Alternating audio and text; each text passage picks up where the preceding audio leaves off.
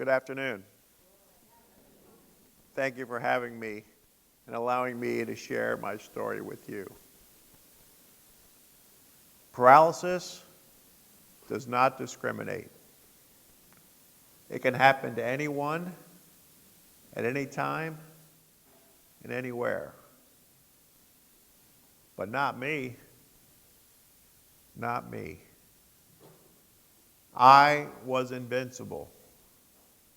A young, healthy, carefree jock who played high school football, partied with the cool kids, and followed absolutely no rules at all.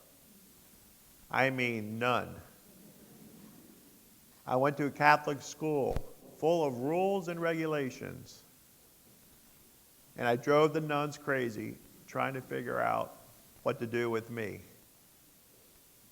I was coming of age in the 70s and 80s in Miami. And those of you who know about those times, the ocean, the sun, bikini-clad supermodels, nightclubs, life was good. No, it was great. My motto was, carpe diem. Seize the day and see what life brings. Nothing could stop me. Not my parents, not my teachers. Nobody could stop me. Until that day in 1985. On a crisp, sunny afternoon in Johnson City, Tennessee, I met my match. As I said before, paralysis does not discriminate. And it was about to cast aside my previously carefree lifestyle into one of utter chaos with unbelievable obstacles to overcome. As many of my brothers and sisters in wheelchairs learned the hard way, I was just doing what I loved best, playing a game that meant the world to me. And I made a tackle like I had done thousands of times before. But this time it was different. As I tackled running back Herman Jacobs, in that split second, my life changed forever. And before my body even hit the turf, I knew that I was paralyzed. As I lay on the field, the initial hurdle was to breathe and not to panic. You see, not only was my body paralyzed, but the injury also paralyzed my diaphragm, which is responsible for breathing. As I gasped to try to breathe in air into my now deflated lungs, I could only hope and wish for the strength that I had taken for granted for so long. The strength to inhale and exhale, the strength to stay conscious, the strength to fight for my life. I slowly and painfully learned a lesson, that life is full of obstacles. And for me, for the first time, I had to face them psychologically, emotionally, financially, socially, and probably the most daunting, physically. I felt like I was living in a prison, that my body was one big cell, a cage that I was clamoring to get out of. Compared to my life up to this point, this was a nightmare. Well, I lay in a hospital bed just a few days after my injury. Not the doctors, not my family, not my friends, not even I knew whether I would live or die. A feeling of helplessness permeated around everyone, and I wasn't even sure whether the end was near or not.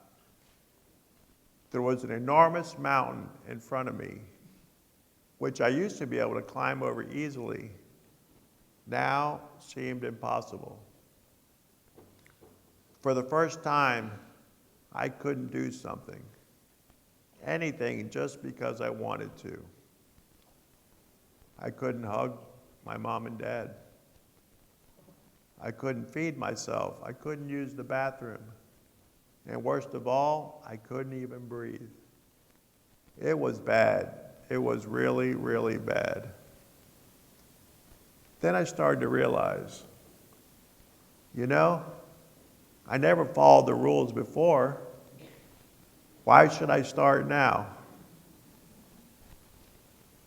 That's when I knew that I offered an opportunity to make a difference in the field of spinal cord injury.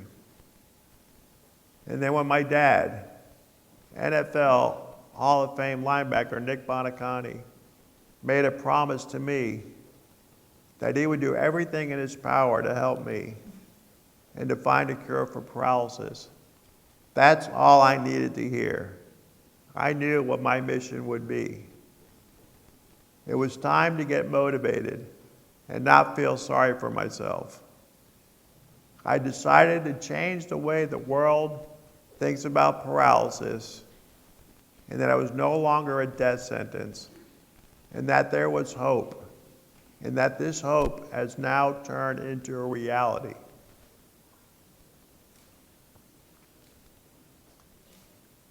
A few years ago, a friend of mine gave me a plaque that became my mantra.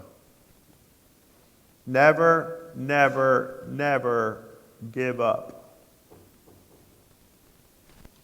I remember that when I see the many faces of paralysis, the tens of thousands of people in wheelchairs who share my dream of walking in the future. When I meet a husband whose wife was paralyzed after being in a car accident, or a mom whose little boy was simply jumping up and down on the bed and fell the wrong way, I remind them, as I remind you, that the way we treat paralysis is changing. Doctors used to tell patients that paralysis could never be reversed. They would send them home to live in the corner with no hope at all and just waiting to die. Those were the dark ages. The time is now. The future is today. We are breaking down boundaries.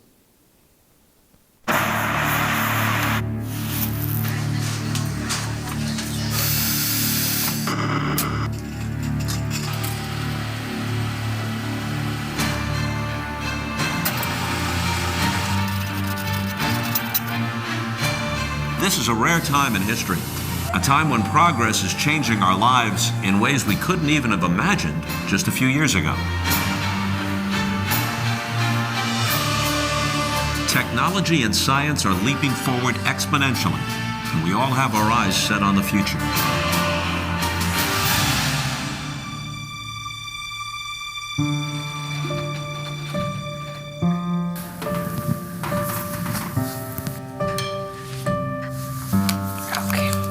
Okay, can you help me, buddy?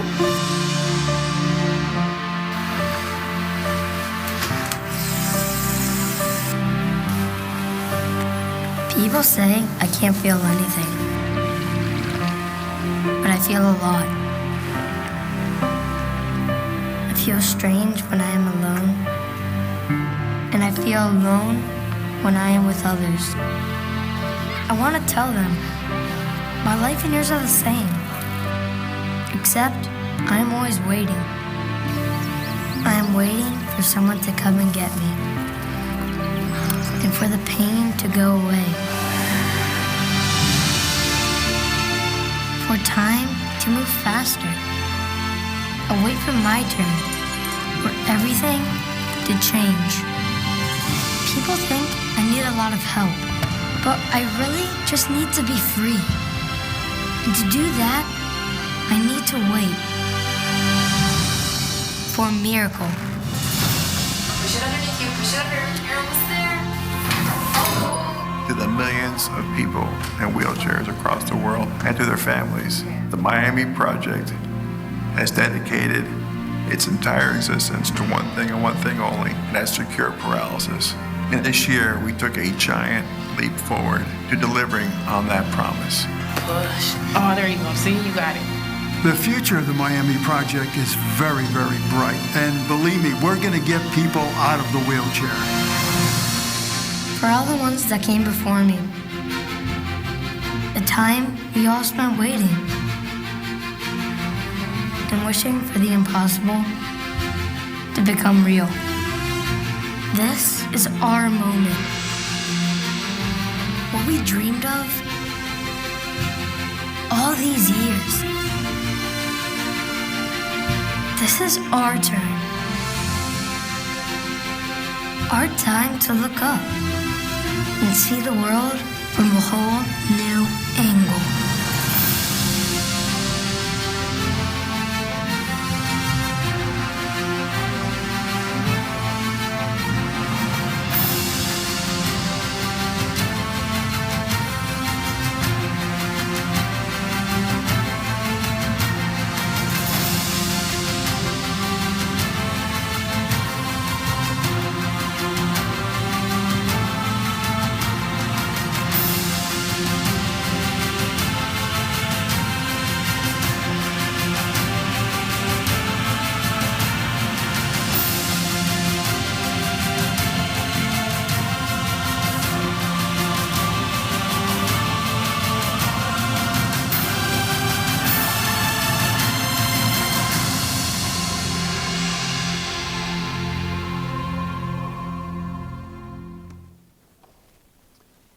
These scientists, the top in their fields, are changing medical history as we know it. And it's only a few miles from here.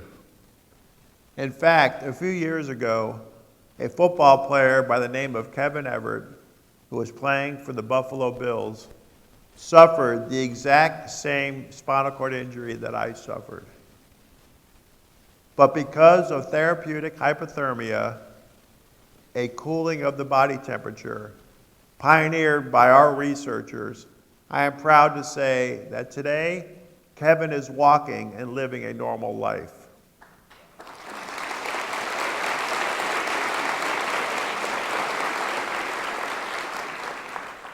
This is the ultimate goal of our research, to get people out of their wheelchairs. Through our newly announced FDA-approved Schwann cell transplantation human clinical trial, the only one of its kind in the U.S., this research is setting the standard for the way we treat spinal cord injuries.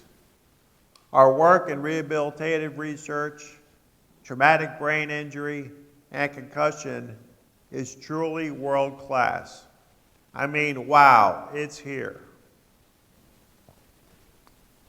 You know, I never would have imagined that I would be here today when I walked onto a football field 29 years ago. I pictured my life much differently. A rugged, slick kid from Miami, making a difference in the NFL, with my hard-hitting tackles, my hard partying ways, living life in the fast lane, and basically making a name for myself. The one thing that my young self has in common with me now is that we both want to make a difference.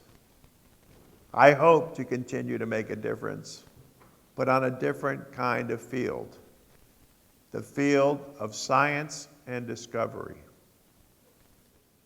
Our defining moment is today.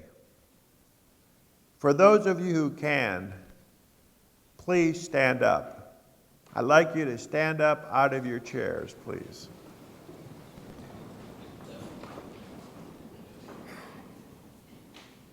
It's something you take for granted every day. With our breakthrough research and our nonstop perseverance of our scientists and our loyal supporters, many like you, the millions worldwide who are paralyzed, and I will one day too join you on your feet. Thank you for standing up for those who can't. Please join me and all my friends in wheelchairs as we cross that finish line together and cure paralysis once and for all. Thank you, and God bless you.